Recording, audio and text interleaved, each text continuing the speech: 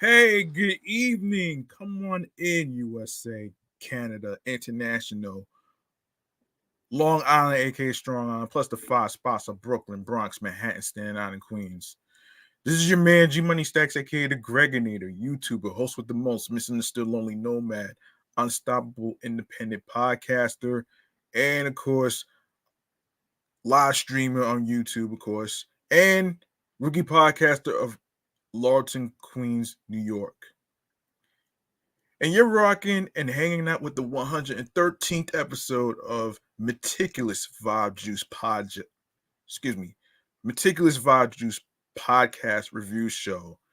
Yes, sorry for the butcher, but anyway, live and direct from StreamYard alongside with YouTube and myself is the Instagram live feed of the podcast show page. Make sure you turn on your notifications and of course a reminder of when I'm going to be on Instagram live on separate podcast show pages of each recording every week and to know when each episode is going to be dropping. All right, without further ado, if you are new to the channel and you missed any previous episodes whatsoever, don't worry, I got your back. I want you to go ahead and grab that subscribe button for me on the Meticulous Vibe Juice podcast YouTube channel page. Tap the noni bells, and enable alerts so you can be reminded of when the podcast live stream recording is going to start. And leave a like and a comment along with the episodes with the review topics included. Stay tuned for more video content, upcoming episodes, previous episodes, and of course, be sure to download these episodes, listen, stream, watch the episodes in case you miss any of them. Everything's all there, and share the videos, share the episodes, share the podcast as well.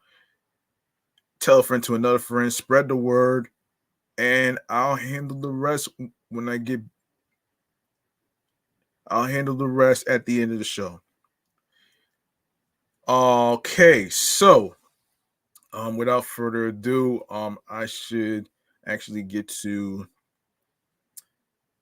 a reminder on where you can actually make a charitable donation. And it goes like this. You can go to the Cash App to support the podcast shows, especially this one that I do on a weekly basis. You can go to the Cash App, which is dollar sign G Money Stacks 555. That's dollar sign capital G lowercase MONEY capital S lowercase TACKZ 555. And it's not about being from a rich family with a lot of money. It's all about doing the best you can on whatever amount of money you decide and choose to donate that you desire will be appreciated. All right. So there you go, right there. You can write it down on a sticky note and great stuff. The Cash App link is in the bio of the Instagram podcast show page on Meticulous Vibe Juice Podcast and all that other great stuff right there. So there you have it right there. And also be sure to leave a 5-star rating on Podchaser alongside with Podfriend, and of course Apple Podcast. If you have Apple Podcasts, you can give a 5-star rating as well, and you can do the same with Spotify as well, which is and also share the episodes on Spotify as well as the other streaming platforms, and of course, if you have iHeartRadio, I'm gonna need y'all to listen to to the episodes on iHeartRadio as well. Um, and yeah, so um, okay, without further ado, let me see. All right,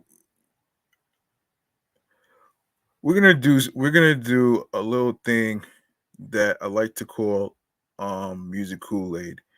And this music Kool-Aid segment is basically the first thing is going to be a hip hop history on um regarding Big Pun. And then the next one is going to be about the di- um diggable planets. All right. So first things first, let's try to get this out the way. Um and yeah, hold on a sec. Hold on a second.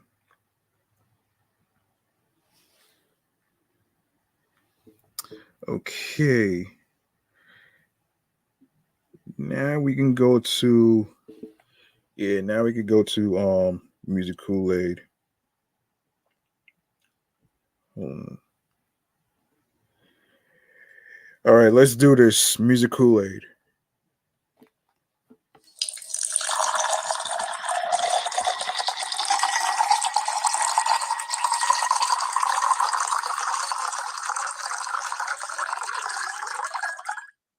All right.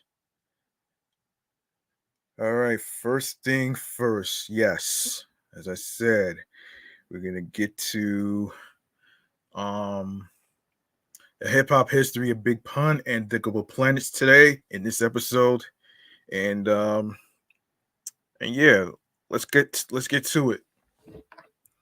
All right, so today in hip hop history, the Source magazine remembers the legacy of Big Pun 23 years later. Yes, on this date in 2000, the hip hop community was shocked and saddened by the untimely death of lyrical giant Christopher, um, late great Christopher Big Pun Rios. As the premier artist for Fat Joe's Terror Squad, Pun became the first Latino hip hop artist to go platinum and discovered TS First Lady Remy Ma. Pun is regarded as one of the game's best lyricists ever to do it, or as he is aptly described, one of the best dead or alive. His only two full length releases, Capital Punishment and Yeah Baby, are considered classic albums. Among true hip hop aficionados, and continue to get radio play on his smash single, I'm Not a Player, and the posthumous It's So Hard. Rest in peace, rest in power to Pun, and sincere condolences to the Rios family from the entire Mind Squad. Okay, Diggable Planets. Diggable Planets. Um, all right, so Diggable Planets. So jazz has again begun to find its way into mainstream hip hop with the success of Kendrick Lamar's To Pimp a Butterfly. More artists have started to incorporate the classic brass and string jazz sound. On this day in hip hop history, one of the first jazz fusion hip hop albums reaching, which is a new ref- refutation of time and space, was released by Brooklyn based trio Diggable Planets in 1993.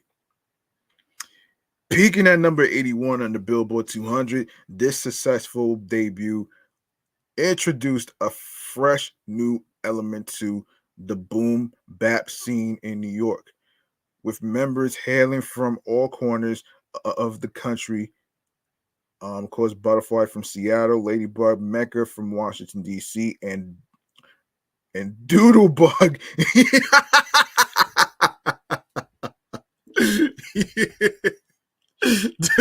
Doodlebug.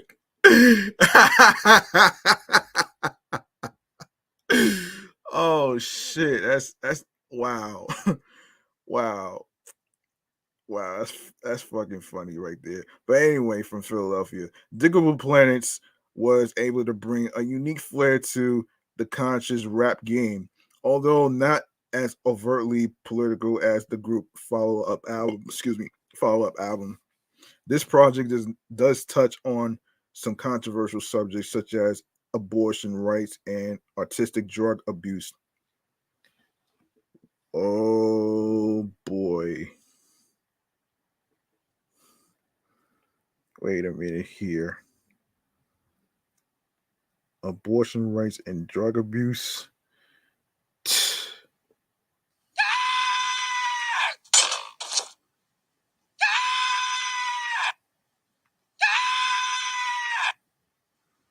Okay, that'd be crazy though.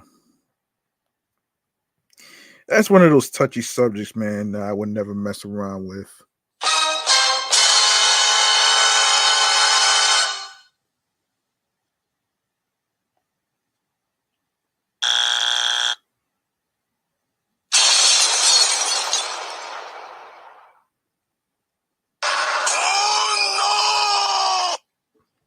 Yeah. Yeah, that part is very, very, very, very, very, very crazy. Anyway, the album's hit single, The Rebirth of Slick, Cool Like That, has become a hip hop classic by peaking at number 15 on the Billboard Hot 100, selling 500,000 copies in a year, and winning the Grammy for Best Rap Performance by Duo or Group. The single cemented its place in music history. The song is still used to this day in various advertisements, TV shows, and movies. Wow. That's crazy though, man. That's really crazy. Crazy and interesting, actually. Let's see if I could find another person in hip hop history that we gotta get to. Let's see. Yes. Well, let me save the Tupac thing for another time, though. Let me save the Tupac thing for another time, man, because um we have to review um a Netflix TV series called You, which is on its fourth season, by the way. Which is on its fourth season, by the way. And let's get to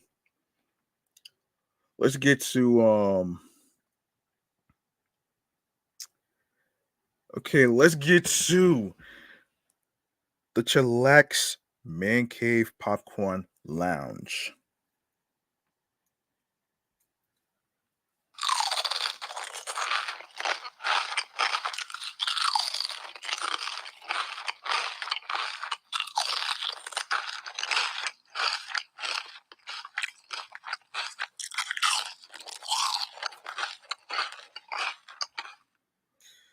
All right. So net so Netflix's TV series You is on its fourth season. And for those of you who may not know what that is, You is an American psychological thriller television series based on the books by Carolyn Kepnes, developed by Greg Berlanti and Sarah Gamble, and produced by Berlanti Productions, Alloy Entertainment, and A&E Studios in association with Warner Horizon Television, now Warner Brothers Television. Oh man. Okay, so the cast goes like this: Pan Bagley, Elizabeth Leah, Luca Padovin, Zach Cherry, Shay Mitchell, Victoria Pedretti, Jenna Ortega, James Scully, Amber Childers, Carmela Zumbato, Saffron Burrows, Tati Gabrielle, Shalita Grant, Travis Van Winkle, Dylan Arnold, Charlotte Ritchie, Tilly Keeper, Amy Lay Hickman, Ed, Ed Spelliers, and Lucas Gage. Yes, so four seasons, the fourth season right now. Um, yeah, this is their fourth season. So originally, I didn't even know they were on Lifetime. To be honest with you, until they switched to Netflix. So okay, so The first season, which is based on the novel You, premiered on Lifetime in September 2018 and follows Joel Goldberg, a bookstore manager and serial killer who falls in love and develops an extreme obsession. Oh my gosh. Oh my gosh. I don't like the sound of that.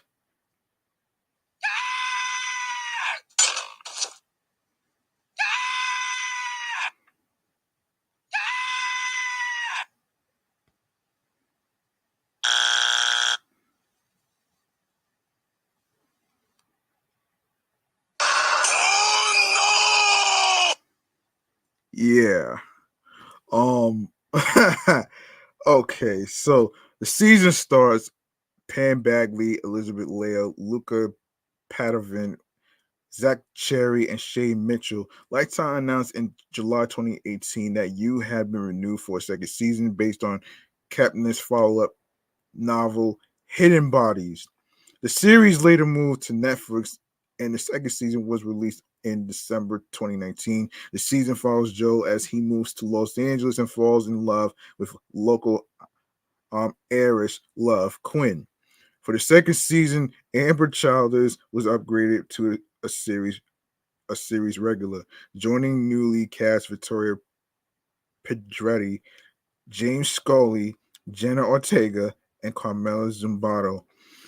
In January In January 2020, the series was renewed for a third season by Netflix, which was released on October 15th, 2021. In the third season, Saffron Burrows was upgraded to a series regular, joining newly cast Travis Van Winkle, Shalita Grant, Tati Gabrielle, and Dylan Arnold.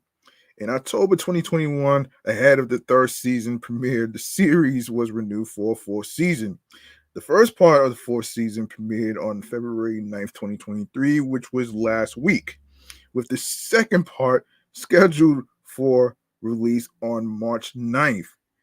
Wait, wait. Wait a minute here. Wait a minute here. Wait a minute here. Wait a minute here. That's crazy. Like, why wait so? Hold on. Hold on. Hold up. Hold on a minute.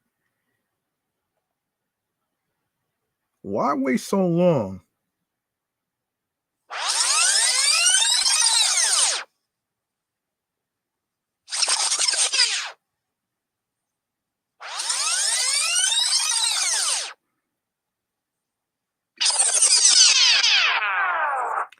Yeah, why wait so long, man? Why March 9th?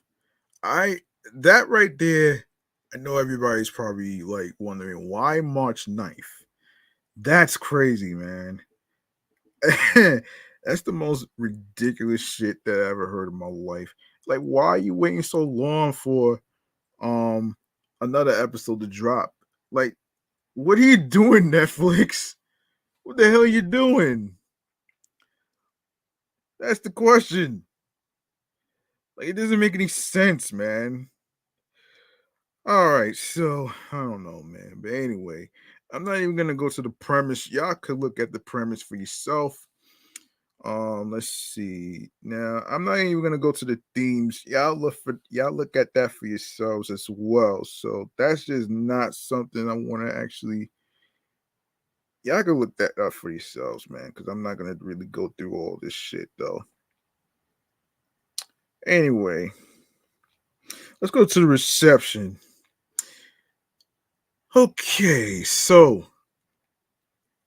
on January 17, 2019, Netflix announced that the series was on track to be streamed by over 40 million viewers within its first month of release on the streaming platform.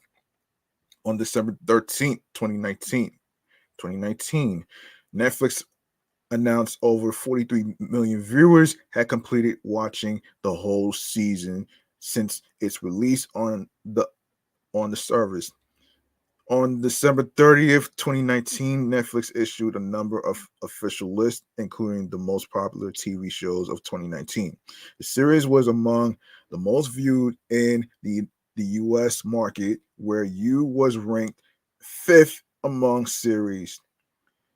On January 21st, 2020, Netflix announced that the second season had been viewed by over 54 million viewers on its service within its first month of release, referring to viewers who had watched at least 2 minutes of one episode. According to the year end summary from Nielsen, You was in the group of top 10 most watched original series in the US market between December 30th, 2019 through December 27th, 2020, where it ranked 10th based on minutes watched with a 10.96 billion total minutes of streaming. Critical response. Season 1 for You on Rotten Tomatoes and Metacritic, 93%, 60 reviews, 74, 29 reviews. Season 2, 87%, 45 reviews, 74, 17 reviews. Season 3, 96%, 53 reviews. Metacritic, 77, 13 reviews. Season 4, 90%, 40 reviews, and 72 and 19 reviews on the Metacritic. On the review aggregator website Rotten Tomatoes, of course, obviously, the first season has a 93% approval rating with 60 reviews, with an average rating of 7.10 out of 10. The website's critical consensus reads, You pairs thrilling drama with trashy fun to create an addictive social media horror story that works its way under the skin and stays there. Review aggregator Metacritic gave the first season a normalized score of 74 out of 100 based on 29 critics, indicating generally favorable reviews.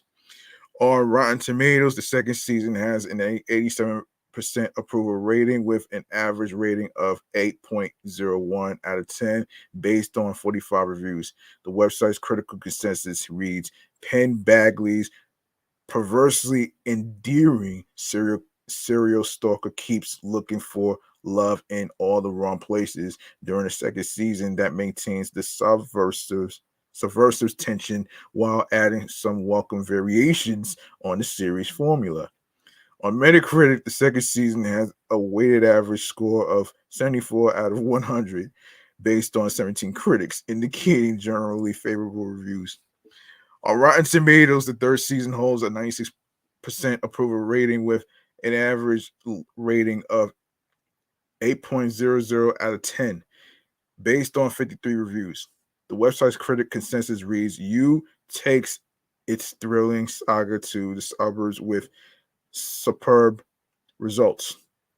Made all the more delicious by Penn Badgley and Victoria um, Pedretti's committed performances. On Metacritic, the third season has a weighted average score of 77 out of 100 based on 13 critics, indicating generally favorable reviews. The fourth season has an approval rating of 90% approval rating on Rotten Tomatoes based on 40 reviews with an average rating of 7.3 out of 10. The website's critics consensus states in quote, the hunter becomes prey in Yu's London set fourth season, which shows somewhere as this premise begins to outlive its believability, but Penn Badgley's sardonic performance continues to paper over most laps in logic. On Metacritic, the fourth season received a score of 72 based on reviews from 19 critics, indicating generally favorable reviews. Cultural influence. You gained a dedicated following soon after its release on Netflix. Once the first season became available to stream worldwide on Netflix, the series' popularity increased dramatically, with an estimated 40 million people having viewed it in its first month on the streaming platform, dwarfing its viewership from Lifetime. The series later became the subject of numerous online discussions and debates surrounding the romantic romanticization, yeah, romanticization of the serial killer and stalker protagonist in question. According to many reporters and critics, concerns were expressed regarding the viewers who have positively identified and connected with Penn Bagley's character on multiple social media platforms, despite the transgressive acts that the protagonist displayed and committed over the course of the season. Among the viewers who took an affinity to Joe was Stranger Things actress Millie Bobby Brown. Brown took to social media, sharing her initial thoughts in a video by downplaying Joe's questionable acts, but subsequently changed her position on the matter after watching the entirety of the first season. After Bagley received tweets from various fans and viewers of the series about how the series seemingly glorified Joe's violent behaviors, the actor responded with tongue-in-cheek replies on Twitter and Instagram and noted the importance of not romanticizing the actions of a psychopathic murderer. Oh Lord. Yeah, I see why people will I see why people would actually run away from a psycho serial killer like that, though, man. I know I would too. Shit, if I'd be scared too. And then to find out that this person committed all these murders and shit, like, come on, man. Like, seriously, when you hear about a person who commits all these murderous acts and shit, folks, it's disgusting. Believe me, it's disgusting.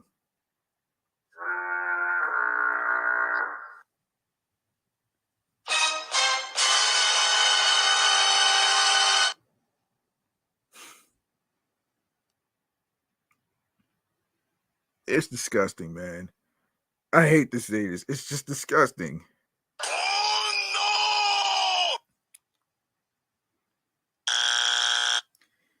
Yeah, it's disgusting. I just find it disgusting, man. You know what I mean? Anyway. Anyway, oh shit. Oh my gosh. Wow. In response to the growing concerns of viewers romanticizing Joe's vicious behaviors, Elizabeth Lale conveyed her thoughts surrounding the conversation in an interview with Image.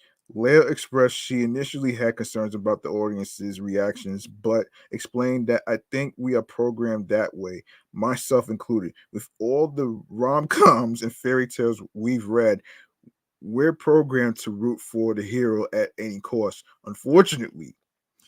And so my hope is that these women notice that inside themselves and ask themselves, oh gosh, why do I love this terrible man?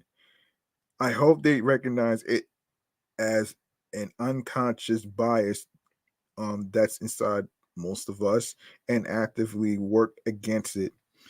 Vittoria Pedretti, the lead actress of the second season, responded in a commentary to the audience's strong alignment to Joe's perspective.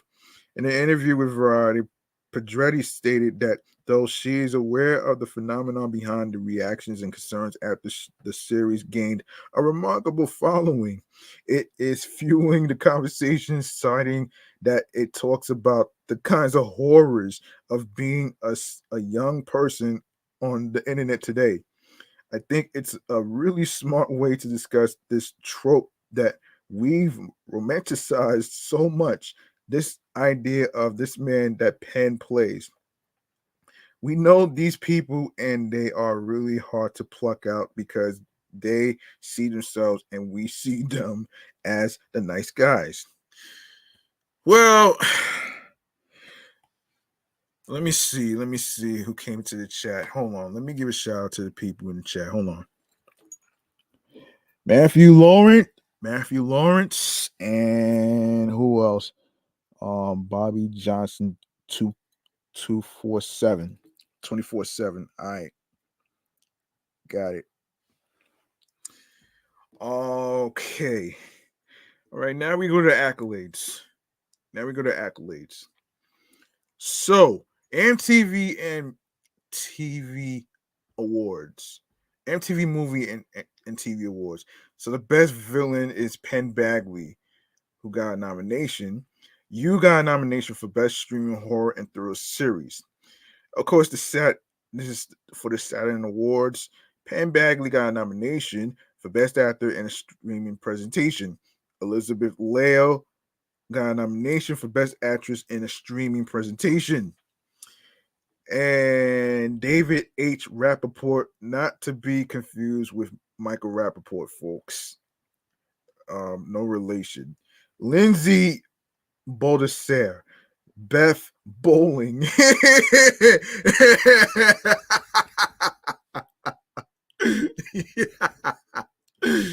Oh shit. Oh man. And Kim Messia um got a nomination for the Artios Award for television pilot and first season drama. And Penn Bagley got a nomination for best actor in the streaming series drama for the Hollywood Critics Association TV Awards. And Vittoria Pedretti got a nomination for Best Actress in a Streaming Series and Drama, and of course, Best Villain. A nomination for the MTV Movie and TV Awards. Oh Lord. Um. All right, so we done with that. It's time to go to yeah.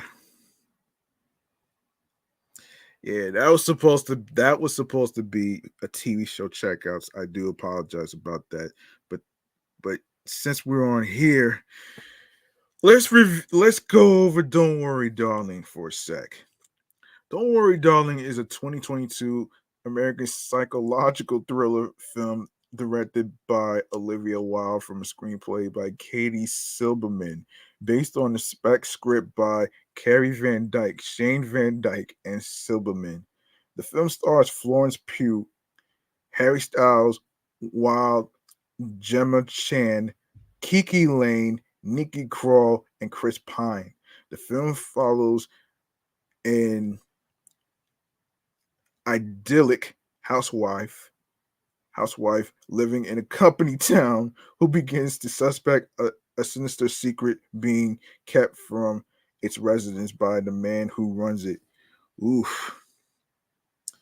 Well, okay, so following the critical success of Wilde's feature directorial debut, Booksmart, a multi studio bidding war took place for the rights of the second film, with New Line Cinema eventually winning.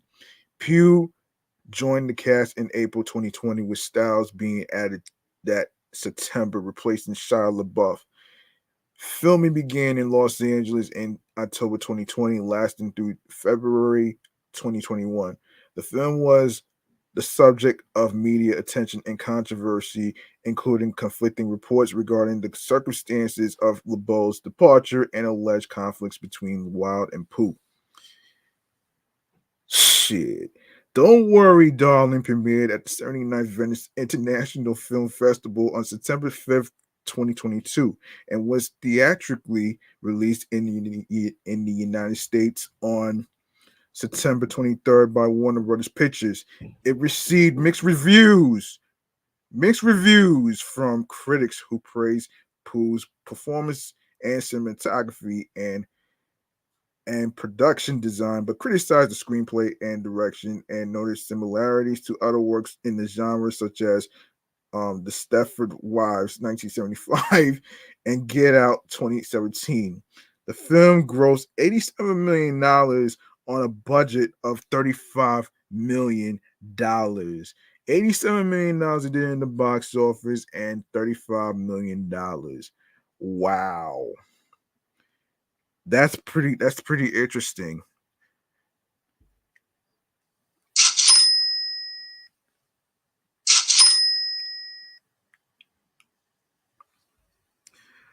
All right. Let's see what's going on. Let's take a look at the marketing. Let's see. So at the CinemaCon 2022 for the stage of Caesar's Palace, Wilde confirmed that the idea of the film was inspired by Inception, The Matrix, and The Truman Show. The trailer, which was also shown at CinemaCon, was released online on May 2nd. Excuse me. May 2nd, 2022. A teaser poster was released on June 16th, 2022, and a second trailer was released on July 21st, 2022. David Christopherson of MovieWeb called the poster unsettling, and writing on the trailer, Valerie Eatonhofer of film said, "Don't worry, Dolly looks like a full-blown horror movie," noting the mystery surrounding its plot, the Stepford Wives overtones. The official release poster was released on August 11th, 2022. An edited version of the second trailer was shown in theaters and was released online on September 21st, 2022. Okay, let's get to the reception. Don't Worry, Darling grossed $45.3 million in the United States and Canada, and $42.1 million in other territories, for a worldwide total of $87.4 million.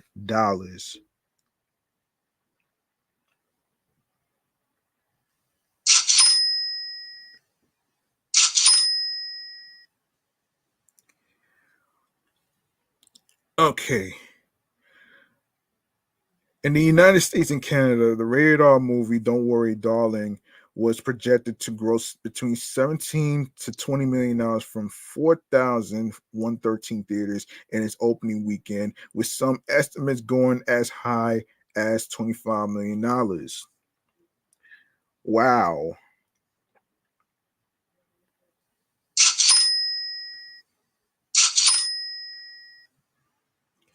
Okay, so the film made $9.4 million on its first day, including a combined $3.1 million from preview screenings on Monday and Thursday.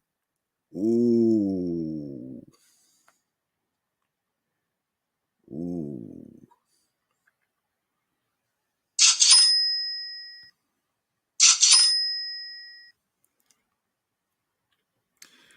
Okay, it went on to debut to $19.4 million, topping the box office. 66% of the audience female, with nearly 70% between the ages 18 through 34.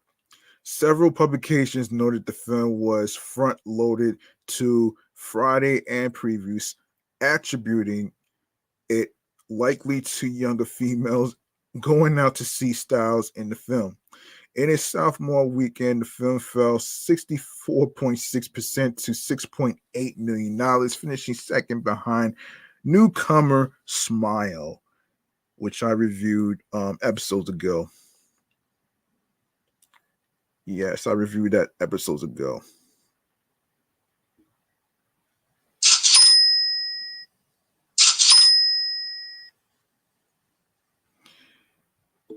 Okay, critical response.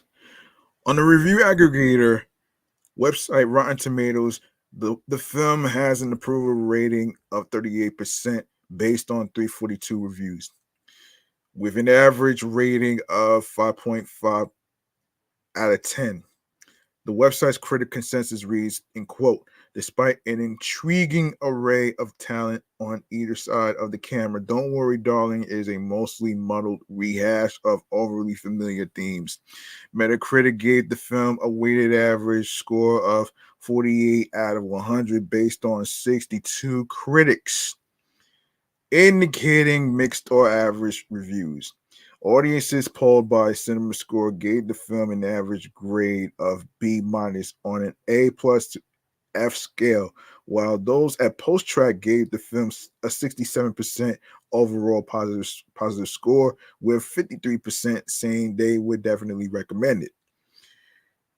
Critics praised Pooh's performance, the cinematography, and the visual style, but found the overall film to not be satisfying.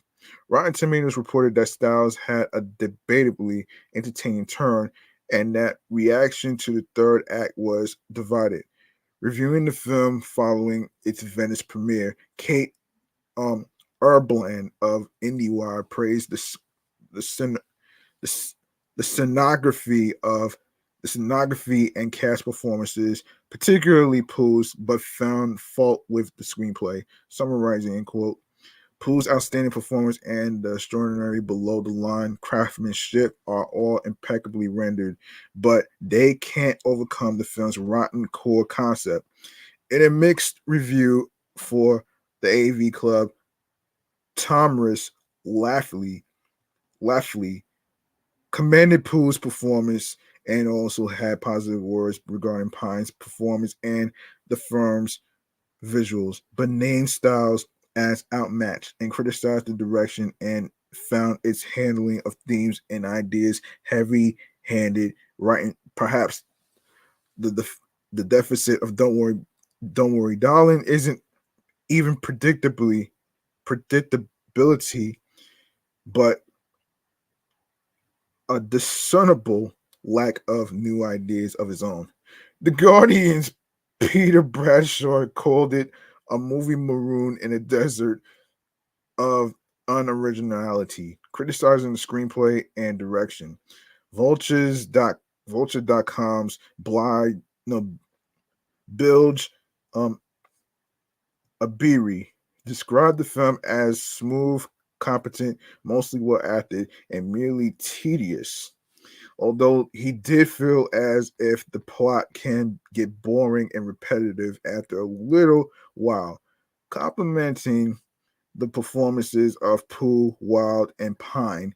He named Styles as the weak link, who is not without talent, but who falls to give Jack the dimensional dimensionality or inner conflict the character clearly needs. Phil D. Semlin of Time Out opined that Pooh saves this stylish but inert horror thriller from disaster, with Richard Lawson of Vanity Fair echoing these statements, describing Pooh a commanding and censored actor who makes the most of the hash she's served. Um, Writing for the independent online publication Clapper, um, Ewan Glido praised Pooh's performance, but ultimately concluded that the film just isn't up to scratch. Anthony Lane of The New Yorker named Pine the best thing in the film and described Styles as utterly and helplessly adrift while reading lines of dialogue. Jeffrey McNabb of The Independent also criticized Styles' performance in the film, stating Styles gives a surprisingly dull and low wattage performance as Jack. He further wrote that the film is beautifully shot by cinematographer Matthew uh, uh, Libatique, while also complimenting the visuals. Steph Green's review of the film for BBC wrote that the film is full of half baked ideas and an empty shell, while also noting the film's repetitive nature. She wrote that Pooh's, Pooh does her best with the material, but that Styles doesn't feel up to the material here. with leading line delivery and a lack of light and shade, making his scenes opposite Poole falls flat. Writing for Time magazine, Stephanie Zacharit opined that the plot is cleverly worked out and complimented Poole's performance, but disliked the film's ending and wrote that Styles is cute but a dud. Oh wow. Really a dud. Damn.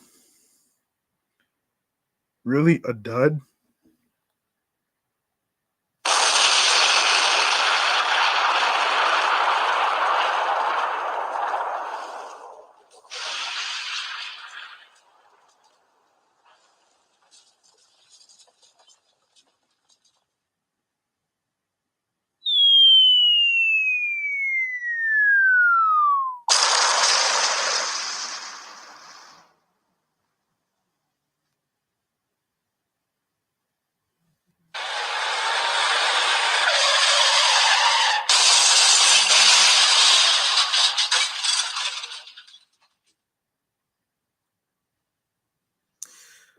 Wow, a dud.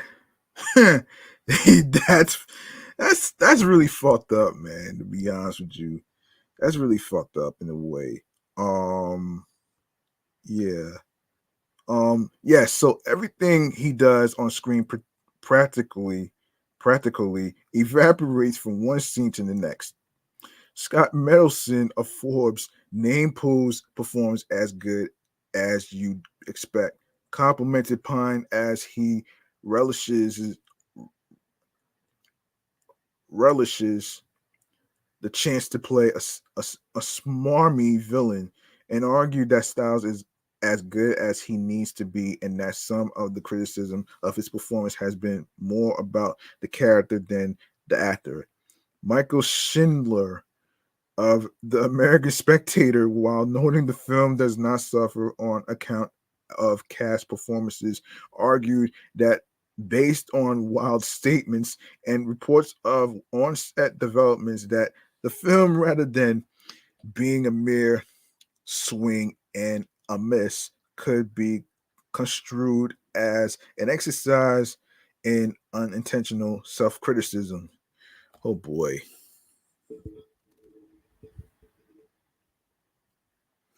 Yeah. Um Helen O'Hara of Empire complimented the cinematography and described Styles' performance as solid, while particularly praising Pooh, naming her performance flawless and opining this is her film.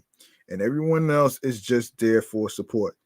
Pete Hammond of Deadline wrote that the film is quite entertaining and kind of fun, while writing that Styles shows he is the real deal as an actor and has great promise, while also complimenting the performances of Pooh and Pine. Owen Gleiberman of Variety complimented the production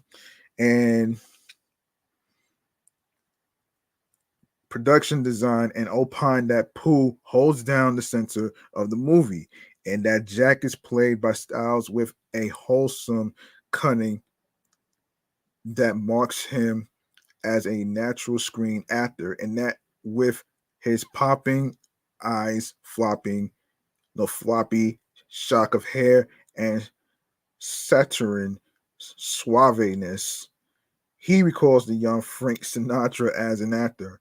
Jordan Peterson, on learning he inspired the character of Frank, rejected the characterization, calling "Don't Worry, Darling" the latest bit of propaganda disseminated by the woke self-righteous boards and bullies who now dominate Hollywood.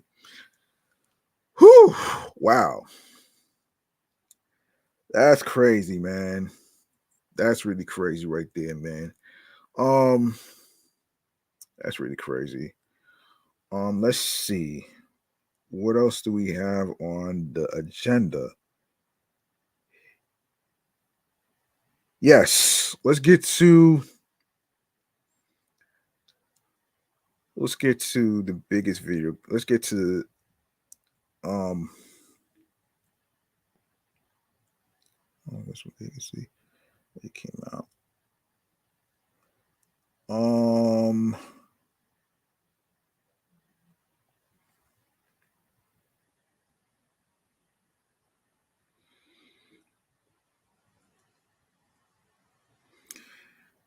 All right, so let's get to. All right, let's get to our next segment right here. Um, Pertaining to the upcoming games that's coming up, actually. So let's get to the segment right here called the Video Game Chamber, and we got some upcoming games that's coming out for those of you who have a PlayStation 5, PlayStation 4, Xbox One, Xbox, a PlayStation 5, PC, Nintendo Wii, and then the PC. So without further ado, let's get to it right here, man.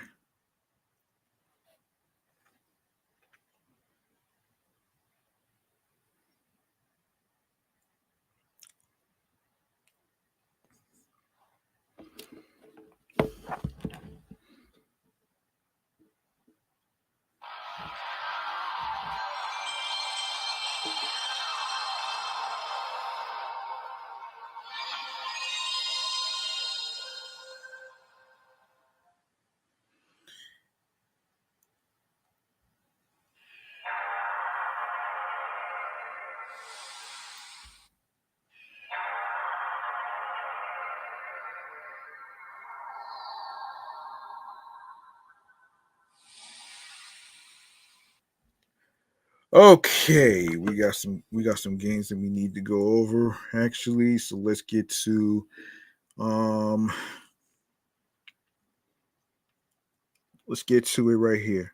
All right, so and this is from comicbook.com. Okay, so 2023 looks poised to be a massive year for the video game industry, and February is the first taste of what lies ahead. While January has some noteworthy releases, it was a fairly slow month compared to what February has in store. This month, players will revisit one of the most iconic worlds in all excuse me all of entertainment. Slay behemoth monsters for hobby, befriend headless cannibals, and be transported to an alternate timeline where the Soviet Union never collapsed but did get usurped by um, Obots. Below, you can check out February's um, video game releases as the use of biggest suggests. This is by no means an exhaustive list, but a list that highlights the most notable games coming out this month, at least at the time of publishing. This includes not only brand new releases, but notably ports as well. So, okay, so most recently, let's see. So, wait a minute here. So most recently, the game, what is it? Hogwarts Legacy. So Hogwarts Legacy is an open world action RPG set in the world first introduced in the Harry Potter books. Embark on a journey through familiar and new locations as you explore and discover magical beasts. Customize your character and craft potions, master spell casting, upgrade talents, and become the wizard you want to be. And this was released last week, February the 10th, for PC, PlayStation 5, and Xbox Series. And we have Atomic Heart.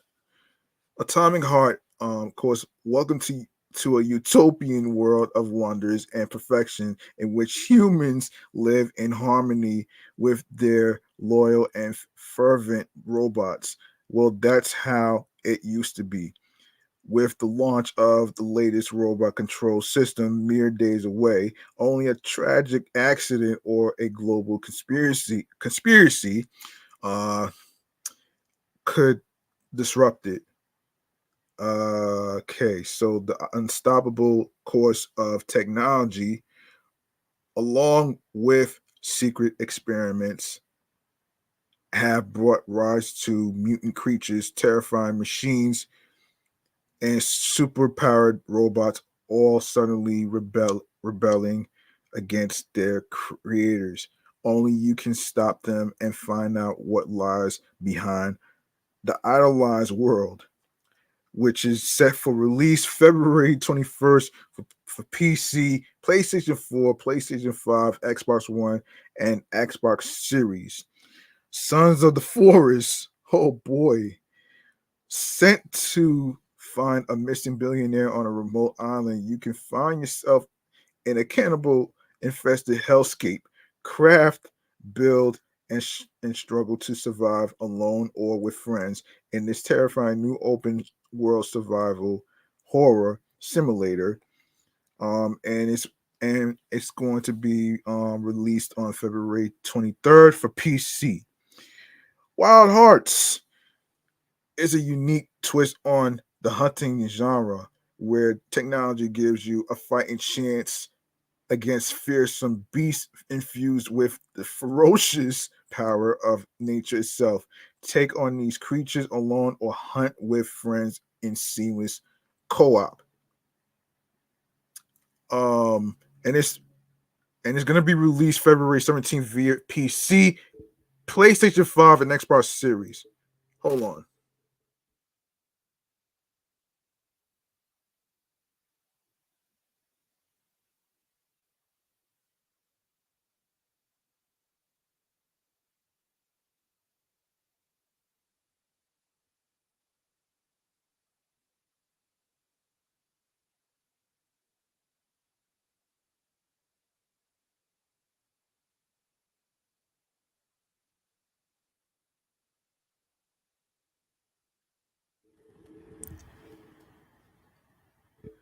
Up next, we got Horizon. Horizon. What is it? Horizon Call of the Mountain. Yes.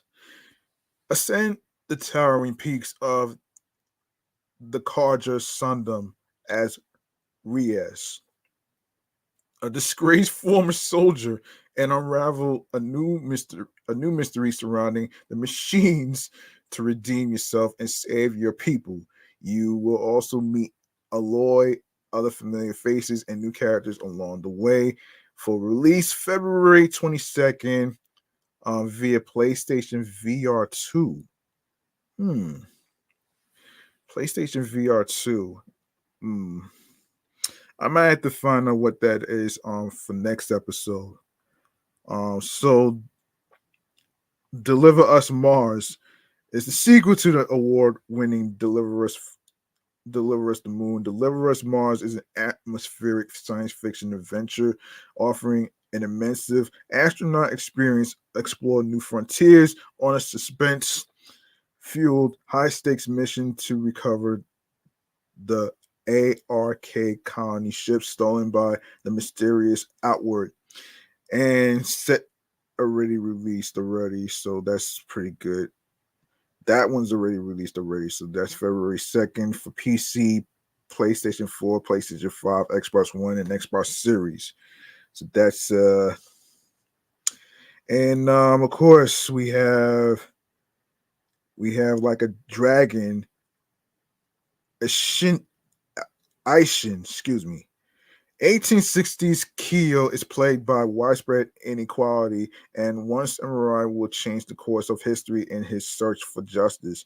Take up the sword of Sakamoto Ryoma and venture to Kyoto to find your father's killer, clear yourself of a framed murder, and restore your honor. In doing so, you will bring an end to the samurai era and forever change the future of Japan.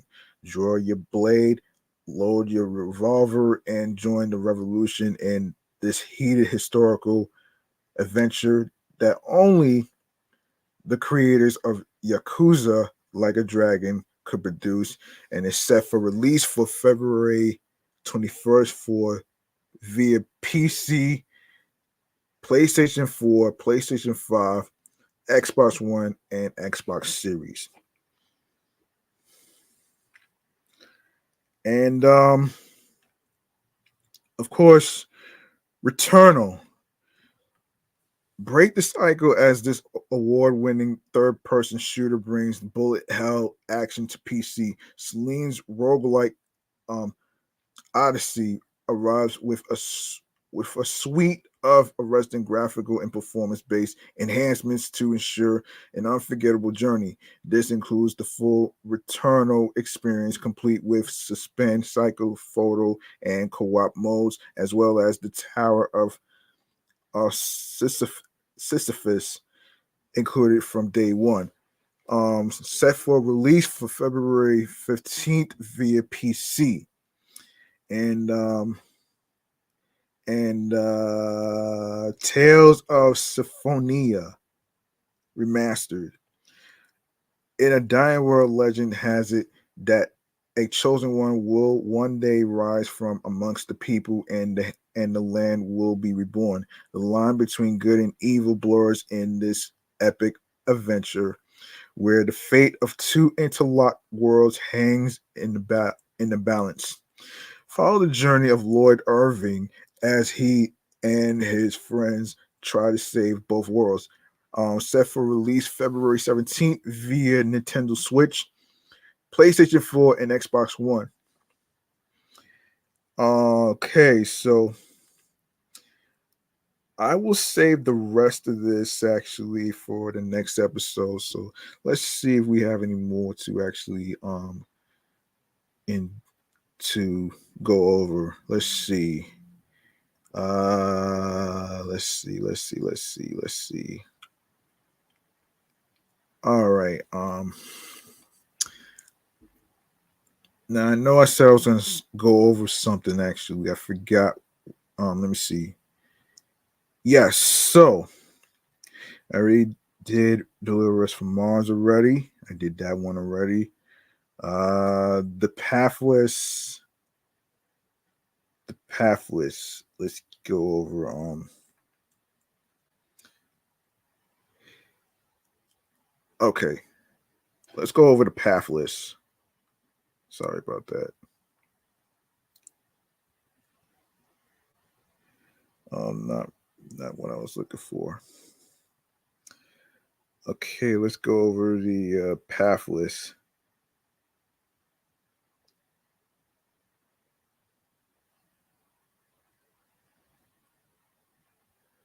Okay, here we are. All right, here it is. So the first shot in the Pathless is of a sprawling sea, a visual nod to developer Giant Squid's previous work on the ocean adventure game Abzu.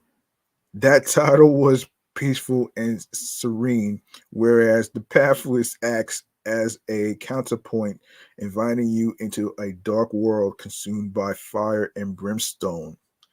Giant Squid handles the tonal shift well, creating a better game that embraces a true sense of discovery while being every bit as gorgeous as its underwater predecessor. This adventure into a dangerous land is seen through the eyes of a character known only as the Hunter, a gifted archer who becomes the likely ally of a mystical eagle capable of lifting her high into the air. The Hunter is focused on one task, ridding the world of a curse created by a being known as Godslayer. A curse? A curse? Holy shit. A curse? Okay, that has to be one of the scariest shits that I ever heard in my whole entire life, man. Oh my gosh. Oh my gosh.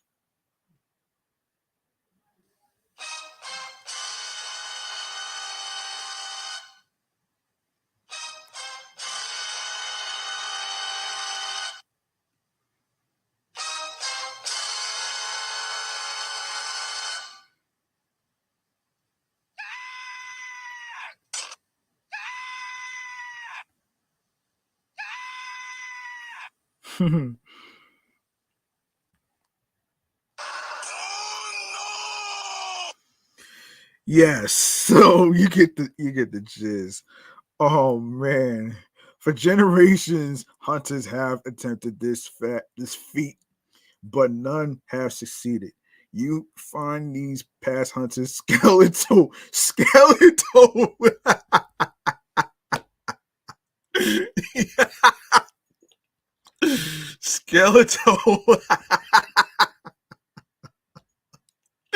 skeletal. Oh man. Skeletal remains. Oh shit. Oh my god. Literally. Oh man. Littered along the sprawling open world areas, showing just how close they came. A great visual narrative technique that guides you to more perilous places. The world's lore is uncovered through reading tomes, but Giant Squid also frames dramatic moments in beautifully animated um cutscenes that scream of the Legend of Zelda's recent stylization. The God Slayer gets plenty of screen time to reveal why he's a formidable threat. A formidable threat. Hold on a second. Wait. Formidable threat. Hold on a minute. Hold on a minute here. Didn't mean to do that. Did not mean to do that. Formidable threat. Formidable threat. Yes. Formidable threat. Yeah, here we are. Okay, so the hunter's soul weapon is a bow.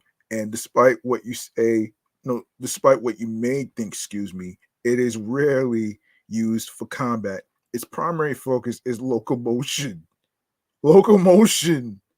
Oh shit.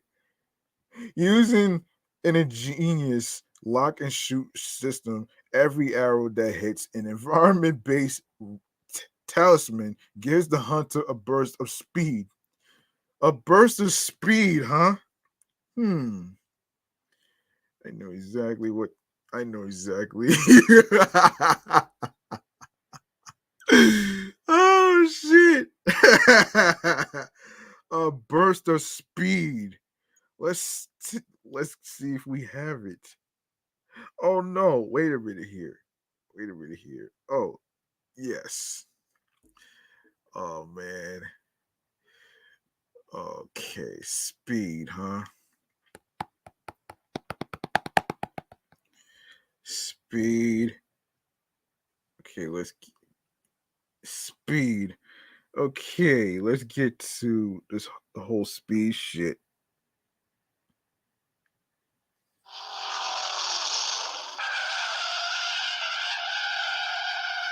Why don't you look me up?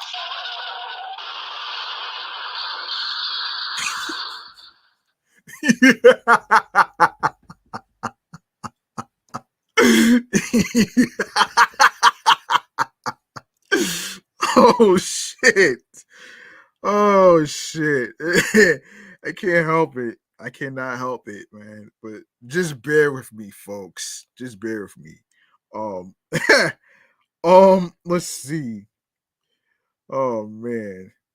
Just oh man. Okay, so yeah. I already read that part. So you don't have to worry about lining up these shots. The lock on system does that.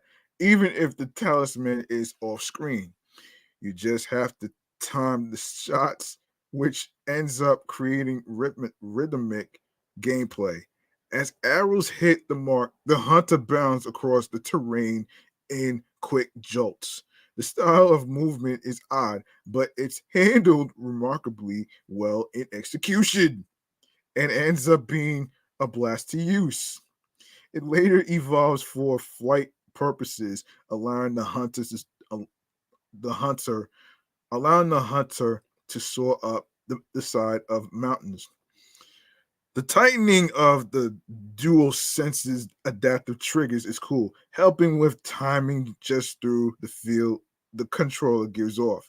Holding true to the pathless name, you won't find a breadcrumb trail to follow, a map to look at, or even a defined order to any of the objectives. Giant Squid created a freeing open world design aided by clear visual lines that almost always hold a point of interest no matter what direction you face. As the terrain becomes more vertically, excuse me, challenging, the hunter relies on a magical technique, almost like a submarine sonar, which illuminates something of a note in a red hue for a second. The expiration is enthralling, and I never once felt like I was lost or in need of some kind of assistance. I just ran to areas that looked important, and my assumption was almost always right.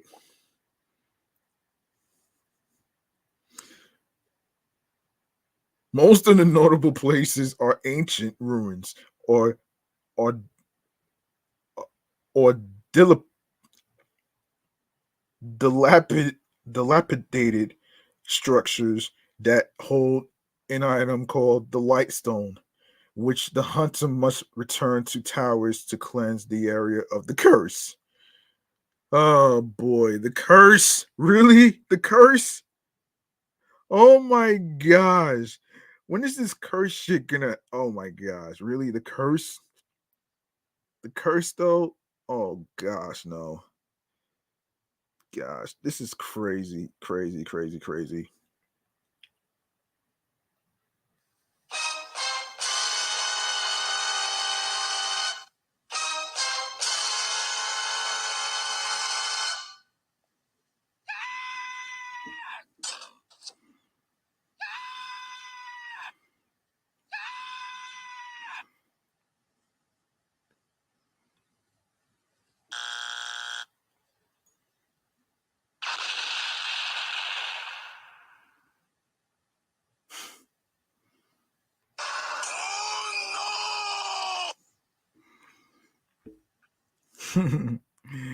Oh my gosh. Again with the curse shit, man. Okay, the light stones are always locked away behind an energy field. To free them, the hunter must see.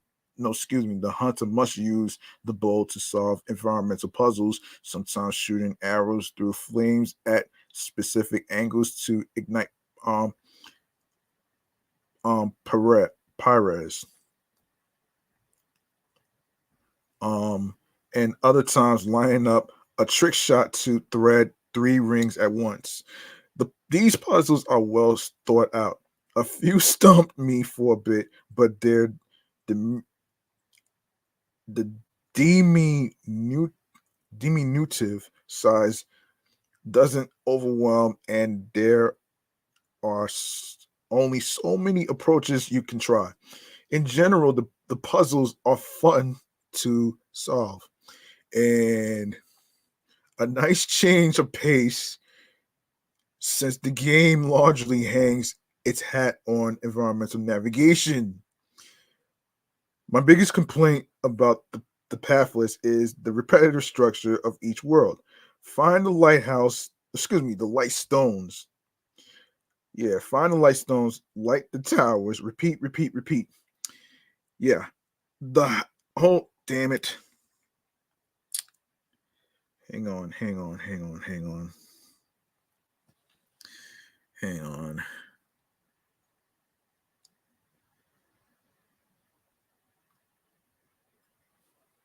Yes, so let me see, let me see.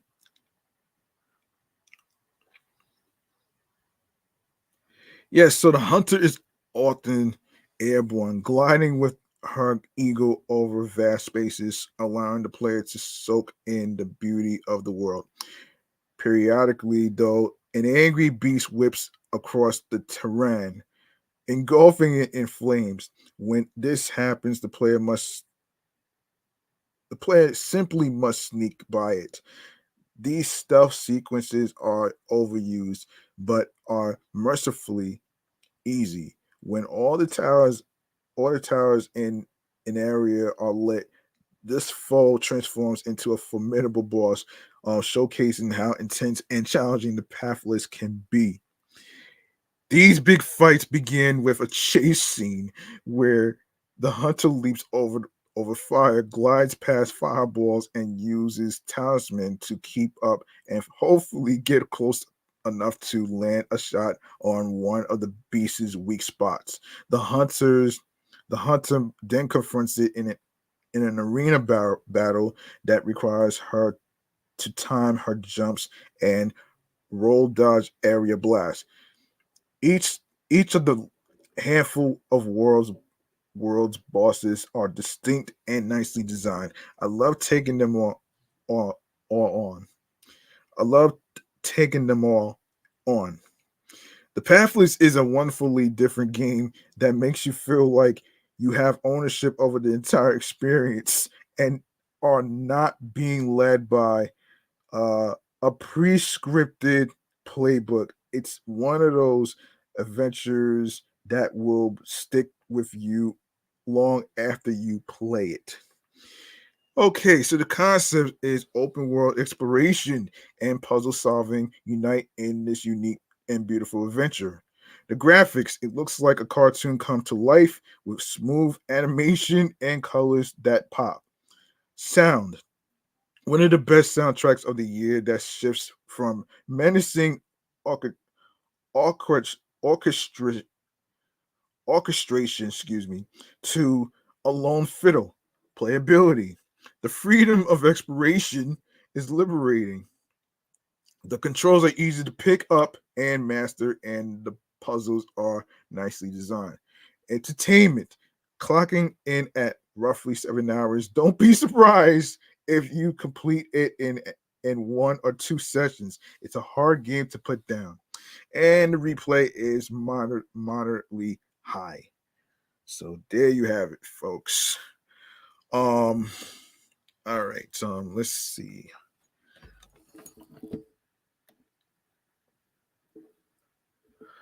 Okay, I think we're gonna wrap this up right here, man. All right, we're gonna wrap this up right here. We're gonna go to a very, very, very last segment. A very last segment of the night is stream choices on the go. Let's do this.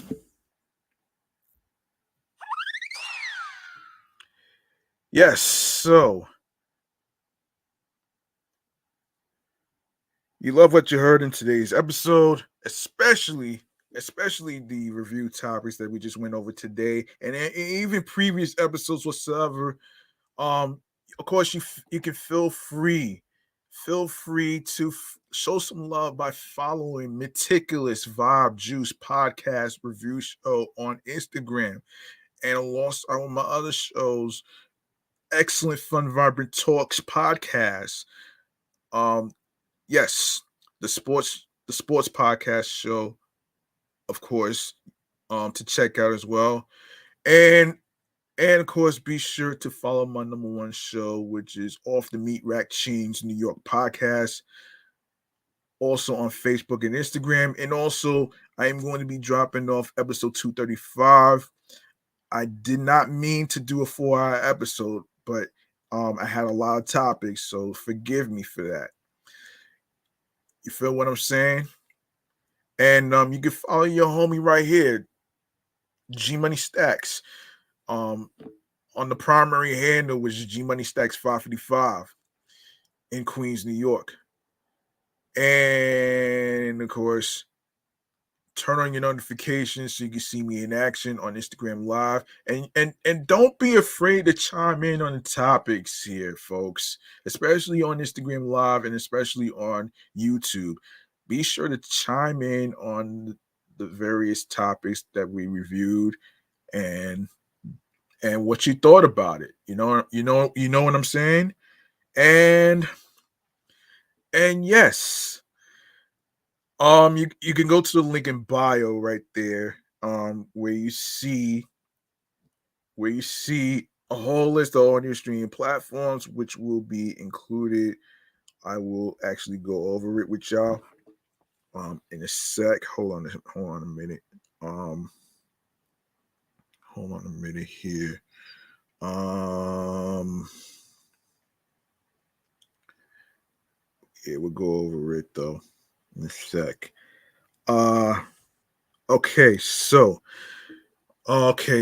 you can listen to the episodes of Meticulous Vibe Juice podcast review show on various audio streaming platforms, which includes Anchor. This is where you can leave a voice message on anchor.fm/meticulous vibe juice pod/message. That's anchor.fm/meticulous vibe juice pod/message. Um, and yes, so Anchor is where we're going to start here. So Anchor, Audible, Audacity, um,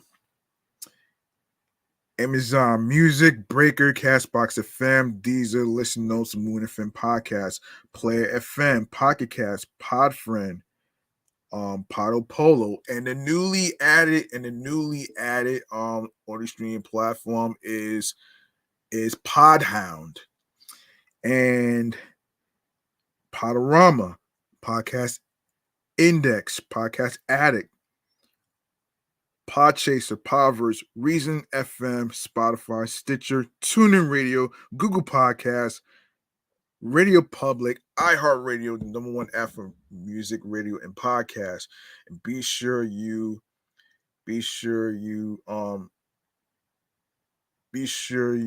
remember that you don't need a credit card to download iHeartRadio or any of these apps whatsoever. Be sure to follow my other two podcast shows that's also on iHeartRadio as well, which is Excellent Fun Vibrant Talks podcast, the Sports Edition show, and of course Off the Meat Rack Chains New York podcast that's also on there as well. And finally, most importantly, make sure you please grab that subscribe button for me on the Meticulous Vibe Juice podcast YouTube channel page. Leave a like and a comment along with the episodes and the review topics. Click on the noti bell along with the alerts so you can be reminded of when the show goes in the air via live stream, along with the time of the live stream podcast episode recording is going to start. Stay tuned for more video content, upcoming episodes, previous episodes, and of course, be sure to listen, stream, watch the episodes in case you miss any of the episodes. Don't worry, everything's going to be uploaded to every streaming platform that is going to be mentioned. And of course, be sure to share the episodes, especially on Spotify, especially everywhere else, actually. You know what I'm saying? Everywhere else. And be sure to share the videos, tell a friend to another friend, and of course, spread the word. Word of mouth is important.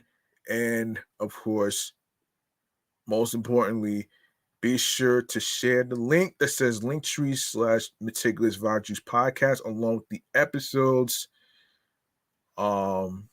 with your husbands, your wives, your boyfriends, your girlfriends, your friends, and the people you are cool with, along with meeting new people whether it's at festivities, whether it's at get-togethers, barbecues, and parties. And also remember, you can download these apps onto your iPhones, your Android phones, iPads, Android tablets, and of course, laptops are included too, which includes Apple Mac laptops, and of course, Dell laptops, which includes Windows. Depending on which Windows you have, you shouldn't have an issue on downloading these apps onto your laptops as well. So there you have it right there. All right. So, like I said, I just added this podcast along with the other two podcasts to another streaming platform, which is called Podhound. So be sure to download that app too as well. So there you have it right there. And yes, so that's gonna do it for me. I'm your man G Money Stacks, aka the Gregonator. Thank you so much for listening and tuning in and rocking with me on episode 113, dedicating it to the Netflix series You. And if you haven't watched part one of season 4 of you best to go check it out now because it's not going to be back until March. The rest of the episodes is not going to be back until like March 29th of next month, which is a long time from here. I don't know why, but I digress on that fucking bullshit. But anyway, man, I appreciate every single one of you for listening and tuning in and rocking with me on the episodes of this platform right here, Meticulous Vibe Juice Podcast Review Show. Y'all could have listened to any podcast in the world, but y'all chose to listen to this podcast platform right here. And I appreciate that. And of course, tune in next time where I go over the Toy Story movies and Lightyear. And alongside with the PlayStation VR, whatever that is, I'm gonna actually try to look up some information about that so y'all could really know what that is. And yeah, and I hope y'all enjoyed y'all Super Bowl weekend, your Super Bowl 57 weekend. All right. And yes, so and yes, and for those of you may or may not know, the Kansas City Chiefs won. So congratulations to the Kansas City Chiefs. Let me just make some noise, man. Let's make some noise for the Kansas City Chiefs, man. They actually beat the Eagles' ass right there, man. Which is crazy right there, man. Oh man.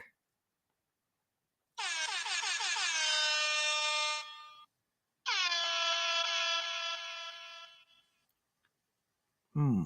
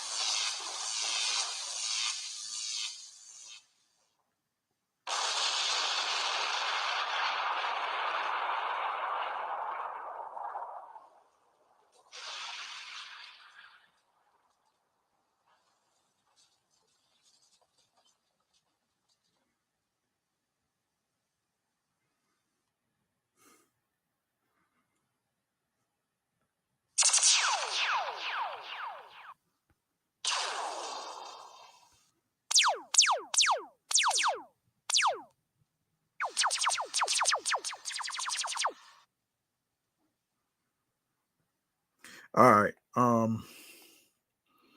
think that's enough of this right there. All right, I'm about to be out of here, man. Thank you very much for listening and tuning in and rocking with me, man. I really appreciate every single one of you. Peace and one love, and enjoy the rest of your day. Of course, and of course, like I said, tune in tomorrow There's going to be some Toy Story movies to review, and of course, Lightyear. But in the meantime, good night, everybody. Oops. Sorry about that. Good night, everybody.